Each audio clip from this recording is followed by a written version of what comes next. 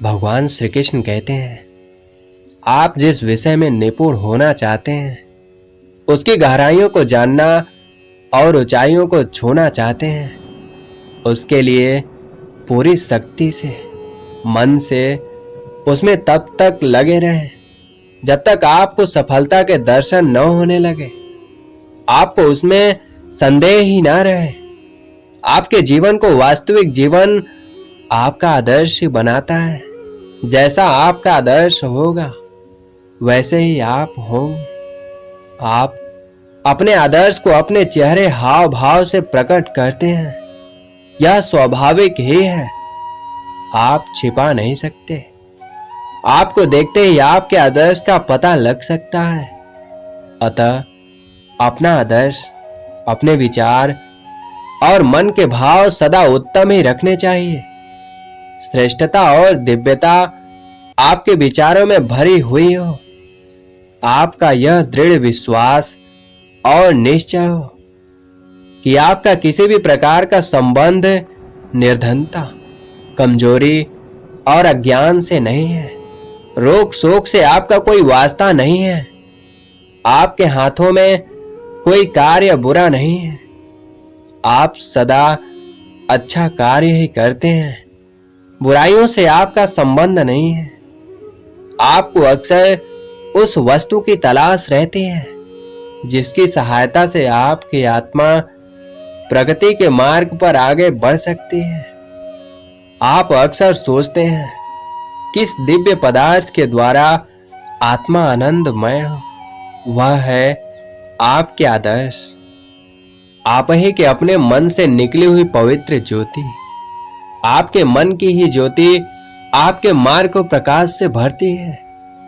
दो चीजें आपको अपने आदर्श तक पहुंचने में बड़ी सहायक होती हैं। वे दो चीजें हैं श्रद्धा और आस्था। श्रद्धा ही तो है आपकी इच्छाओं का मूल कारण और आस्था आपकी शक्ति है। आप जो आदर्श अपनाए हुए हैं, सामने रखे हुए हैं, उसके प्रति मन में सदैव श्रद्धा और उसमें आस्था भी बनाए रखें।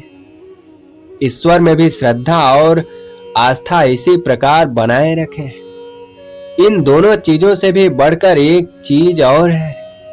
केवल इन्हीं से काम नहीं बनेगा, इन्हीं के साथ साथ वह भी आपके लिए परम आवश्यक है। वह क्या है तो आइए जानते हैं। वह एक महत्वपूर्ण तत्व है जो है सत्य। जी हां, आपने सही सुना। सत्य ऐसा तत्व है कि अन्य वृत्तियों के सुप्त होने पर भी यह आश्चर्यजनक रूप से कार्य करता है। यह सबसे अधिक महत्वपूर्ण है। अतः सत्य का मार्ग कभी ना छोड़े। मनुष्य दृढ़ता पूर्वक जिस पर विश्वास करता है वह उसे अवश्य ही प्राप्त होता है। यह उत्पादक शक्ति का नियम है। आप इस बात को यूं समझ सकते हैं।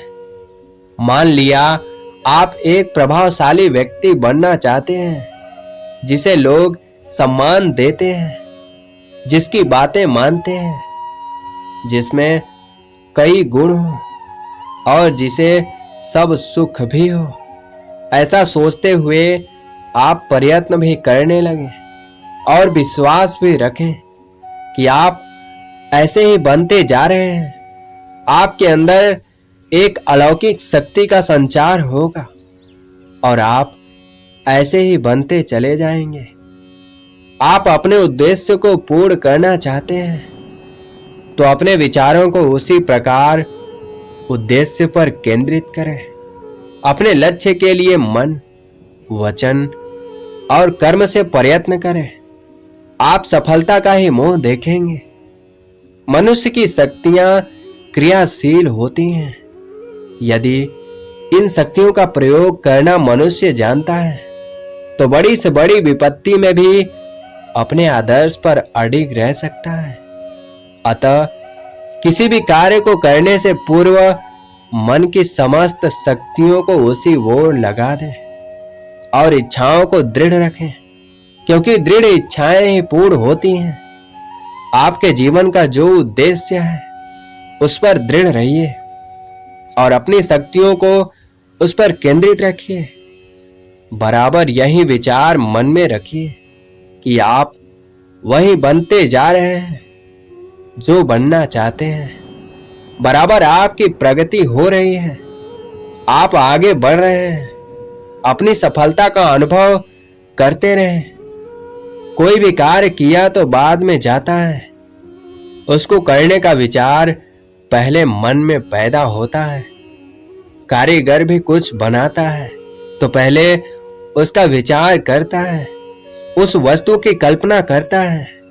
कल्पनाओं की सृष्टि भी व्यर्थ नहीं होती, पहले कल्पनाएं ही आती हैं, उन्हें साकार रूप बाद में दिया जाता है। जो विचार या कल्पनाएं मन में जन्म लेती हैं उन्हीं का रूप बाद में सामने आता है। कल्पनाएं ही इस जीवन रूपी महल का नक्शा है। यह नक्शा अवश्य बना लेना चाहिए। जब तक मन में किसी महल का नक्शा नहीं है तब तक यह पता ही नहीं होता कि कैसा बनाना है। अतः मन में विचार पहले स्थिर किए जाते हैं, कल्पना पहले जन्म लेती है, उसे बाद में साकार रूप दिया जाता है। हाँ, यह भी सत्य है कि यदि कल्पना को साकार रूप देने के प्रयास न किए तो केवल कल्पना ही रह जाएगी। जितने भी संसार में महापुरुष हुए हैं उन्होंने प्रथम अपने आदर्श की कल्पना की थी। उन सफल और महान लोगों में जिसने भी जितना प्रयत्न अपनी कल्पना को साकार करने का किया वह उतनी ही ऊंचाइयों तक पहुंचा है। जय श्री कृष्ण। राधे राधे।